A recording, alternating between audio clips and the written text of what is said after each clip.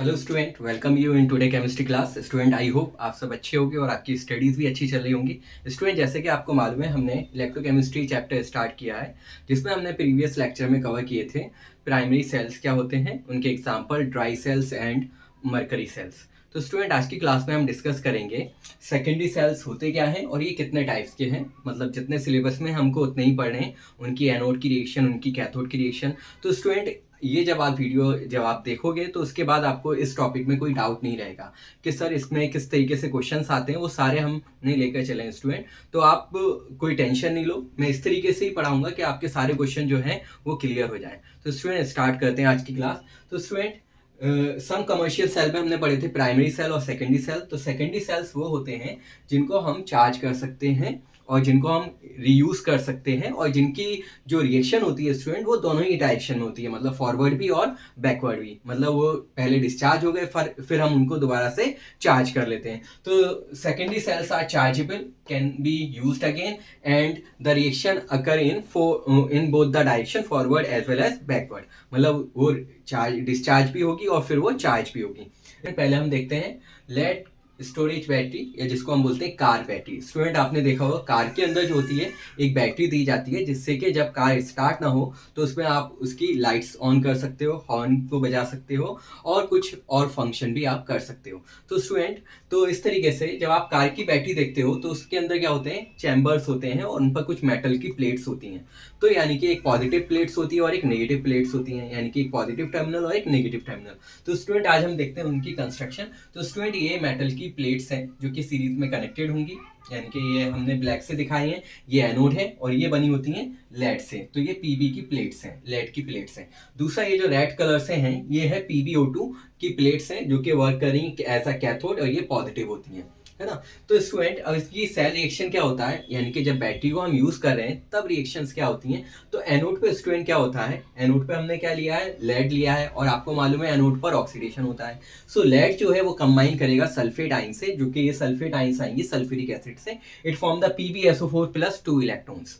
Student, इसके बाद cathode पर गेन ऑफ इलेक्ट्रॉन होता है। सो PbO2 plus SO4 2 negative plus H positive, plus ये जो H पॉजिटिव स्टूडेंट आया है सल्फ्यूरिक एसिड से, और जो सल्फेट आयन्स आई हैं ये भी सल्फ्यूरिक एसिड से आई हैं। Gives PbSO4 plus 2H2O। तो स्टूडेंट, आपको मालूम है ये रेडॉक्स रिएक्शन है, तो नंबर ऑफ इलेक्ट्रॉन लूज और गेन इक्वल होते हैं, इसलिए हमने यहाँ पर ये कैंसिल कर दिए हैं। अब ओवरऑल सेल रिएक्शन अगर हम देखें तो Pb, ये Pb आ गया, PbO2 आ गया। अब सल्फेट आयन्स कितनी हो गई स्टूडेंट, 2 हो गई, और H पॉजिटिव आयन्स 4 हैं, ये तो हो गई रिएक्टेंट साइड। प्रोडक्ट साइड क्या हुआ स्टूडेंट, 2PbSO4 प्लस 2PbSO4 कहाँ से हुआ, 1 and 1 2 हो गया, एंड 2H2O। तो ये स्टूडेंट हो गई सेल रिएक्शन इसकी during the time of discharging.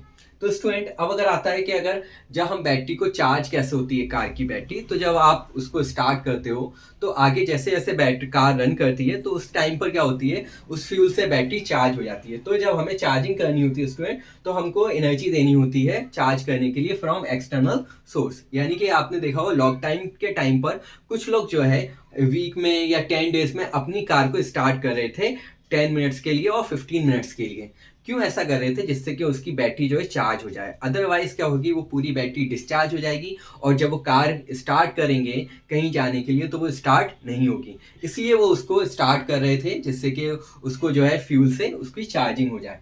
अब चार्जिंग के टाइम पर स्टूडेंट क्या होता है, रिएक्शन जो होती है वो रिवर्स हो जाती है। मतलब जो कैथोड होता है वो एनोड की तरीके से वर्क करता है, और जो एनोड होता है वो स्टूडेंट वर्क करता है एज अ कैथोड। तो आप क्या करोगे, अगर आपने डिस्चार्जिंग की रिएक्शन याद की है, आप इसका रिवर्स कर दो। मतलब प्रोडक्ट को आप रिएक्टेंट ले लो, तो 2PbSO4 plus 2H2O gives Pb, ये रिएक्टेंट था, प्लस PbO2 प्लस 2SO4 और 4H पॉजिटिव। इसको स्टूडेंट आप इस तरीके से भी लिख सकते हो। इन दोनों को कंबाइन करोगे तो क्या बन जाएगा, 2H2SO4, ये आपने कंबाइन किया और ये बन गया 2H2SO4। तो ये हो गई डिस्चार्जिंग, ये हो गई चार्जिंग की रिएक्शन, और जब डिस्चार्जिंग की आएगी तो स्टूडेंट आप ये लिख दोगे, ठीक है। और अगर अलग अलग अगर आ जाए कि एनोड की लिखिए, तो आप इसका रिवर्स कर दोगे, ये चीज़ इधर ले लोगे और ये चीज़ इधर ले लोगे। इस तरीके से आप चार्जिंग की रिएक्शन भी लिख सकते हो सेपरेटली, एनोड और कैथोड की। अब स्टूडेंट आते हैं कि जो कंपनीज होती हैं वो क्या करती हैं, अपनी बैटरीज की एक कुछ साल की गारंटी देती हैं, जैसे 3 ईयर्स या 5 ईयर्स। उसके बाद क्या होता है, उतनी बैटरी उतनी अच्छी तरीके से एफिशिएंटली वर्क नहीं कर पाती, यानी उसकी पावर्स जो होती है वो कम होती जाती है, उसकी स्ट्रेंथ कम होती जाती है। तो स्टूडेंट ऐसा क्या होता है, तो when density of H2SO4 decrease कर जाती है, सल्फ्यूरिक एसिड जो आपने इलेक्ट्रोलाइट लिया है, तो जो बैटरी है या सेल है वो स्टॉप कर देता है वर्किंग करना। जैसे जैसे अब बैटरी यूज होगी तो उसका जो है डेंसिटी, सल्फ्यूरिक एसिड जो इलेक्ट्रोलाइट आपने लिया है उसकी कम होती जाएगी, और वो जब कम होती जाएगी तो उस तरीके से क्या होगी, जो बैटरी की स्ट्रेंथ है वो कम होती जाएगी, और अल्टीमेटली बैटरी जो है पूरी तरीके से खराब हो जाएगी। तो स्टूडेंट ये रही सारी important things about the lead storage battery. ये अक्सर करके एग्जाम में पूछा जाता है, तो आप इसको अच्छे से याद करोगे। इलेक्ट्रोलाइट लिया है 38% H2SO4, एनोड लिए पीबी प्लेट और कैथोड ली है PbO2। एनोड की reaction Pb plus SO4 2 negative give PbSO4 plus 2 electron. Cathode की PbO2 आपको यहाँ से लेनी है सल्फेट आइंस सल्फ्यूरिक एसिड से, H positive ions sulphuric acid से, PbSO4 प्लस 2 H2O। जब आप इसको कंबाइन करोगे ये रिएक्शन मिलेगी, इसका जब आप रिवर्स लिख दोगे तो वो चार्जिंग की हो जाएगी, और जब डेंसिटी कम होती जाएगी सल्फ्यूरिक एसिड की तो ये सेल जो है वो वर्क करना स्टॉप कर देगा। स्टूडेंट नेक्स्ट एग्जांपल है हमारा पास निकल कैडमियम स्टोरेज सेल। इसको बोलते हैं निकल कैडमियम एक्यूमुलेटर भी बोलते हैं स्टूडेंट। यहाँ आप देख रहे हो स्टूडेंट, इसका मैंने डायग्राम नहीं बनाया है क्योंकि ये कम ही पूछा जाता है, तो हमें स्टूडेंट स्मार्टली प्रिपरेशन करनी है। हमें उस टॉपिक को तो ज़्यादा टाइम देना है जो कि ज़्यादा पूछा जाता है, और उस टॉपिक को उतना ही करना है जो अगर पूछिया जाए तो हमें उसके बारे में कुछ नॉलेज हो। तो स्टूडेंट ऐसा नहीं कि हम इसको पूरा छोड़ देंगे, इसके बारे में हम कुछ चीज़ें याद रखेंगे, जैसे कि एनोड है वो कैडमियम होता है, कैथोड जो होता है वो निकल 4 ऑक्साइड NiO2 होता है, इलेक्ट्रोलाइट जो यूज करते हैं स्टूडेंट वो करते हैं हम KOH। तो स्टूडेंट अब इसकी एनोड की रिएक्शन क्या होती है, CD2OH नेगेटिव जो कि इलेक्ट्रोलाइट से आया, it form the CDOH whole twice plus 2 electron. तो आपको मालूम है एनोड पर ऑक्सीडेशन होता है तो इसने 2 इलेक्ट्रॉन लूज किए हैं, कैथोड पर रिडक्शन होता है तो NiO2 प्लस 2 H2O प्लस 2 इलेक्ट्रॉन इसने लिए, it form the NiOH whole twice plus 2 OH negative.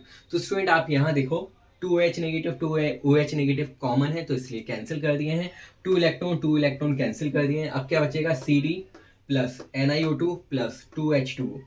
यहाँ क्या बचेगा product side CDOH whole twice plus CD plus NiOH whole twice.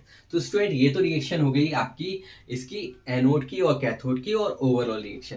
Student जब हम इसको चार्ज करते हैं तो स्टूडेंट जैसे कि मैंने इसमें बताया था आपको लेड स्टोरेज में, जो कैथोड होता है वो एनोड हो जाता है और जो एनोड होता है वो कैथोड हो जाता है। तो अब आप इस रिएक्शन की रिवर्स कर दोगे, यानी कि जो प्रोडक्ट है अब वो रिएक्टेंट हो जाएगा, CDOH whole twice plus 2 NiOH whole twice give CD plus NiO2 प्लस 2 H2O। तो स्टूडेंट ये हो गई इसकी चार्जिंग की रिएक्शन, जो आपको रिवर्स करके ओवरऑल रिएक्शन लिख देनी है।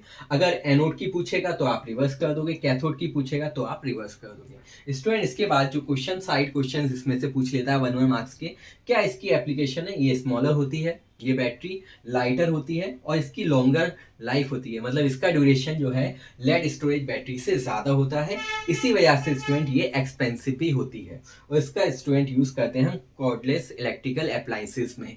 ठीक है, आई होप स्टूडेंट ये टॉपिक आपको क्लियर हो गया होगा। इस टॉपिक को आपको स्टूडेंट इतना ही करना है, इससे ज़्यादा आपको कुछ और नहीं पूछेगा, चाहे वो CBSE बोर्ड हो या ISC बोर्ड हो। ISC में तो मैंने बताया है लास्ट 5-6 ईयर्स हो गए इससे कोई टॉपिक पूछा ही नहीं गया है, मतलब ऐसा भूल गए हैं कि ये टॉपिक भी है सिलेबस में। हो सकता है ये वीडियो उन तक पहुंचे और इस बार वो आपसे इस टॉपिक पर पूछ लें क्वेश्चन। स्टूडेंट इसके बाद हम कवर करेंगे फ्यूल सेल्स, यानी कि फ्यूल सेल्स होते क्या हैं, उनकी एप्लीकेशन यानी कि एडवांटेजेस क्या हैं। उसके बाद स्टूडेंट हम लास्ट टॉपिक करेंगे कोरोजन ऑफ मेटल में हम पढ़ेंगे रस्टिंग ऑफ आयरन, और हम सीखेंगे कि कोरोजन जो होता है वो स्टूडेंट एक इलेक्ट्रोकेमिकल फिनोमेना होता है और किस तरीके से किन मेथड से हम कोरोजन को प्रिवेंट कर सकते हैं, ये सब करेंगे। और इसके बाद ये चैप्टर स्टूडेंट हमारा कंप्लीट हो गया होगा। तो स्टूडेंट आई होप आपने ये सब नोट्स बनाए होंगे और आप तो खुद पढ़ ही रहे होगे, साथ में जो नीडी स्टूडेंट है उनको वीडियो शेयर कर रहे होगे, और स्टूडेंट चैनल को सब्सक्राइब कर लिए, जिससे कि स्टूडेंट आप जो है आपकी 12th की, आप चाहे CBSE बोर्ड में हो या ICSE बोर्ड में, आपको इस तरीके से प्रिपरेशन हो जाएगी कि आपको इनसे कुछ बाहर पढ़ने की ज़रूरत नहीं पड़ेगी, और स्टूडेंट आपके जो मार्क्स हैं वो अबाउट मिनिमम 90% तो कम से कम आ ही जाएंगे।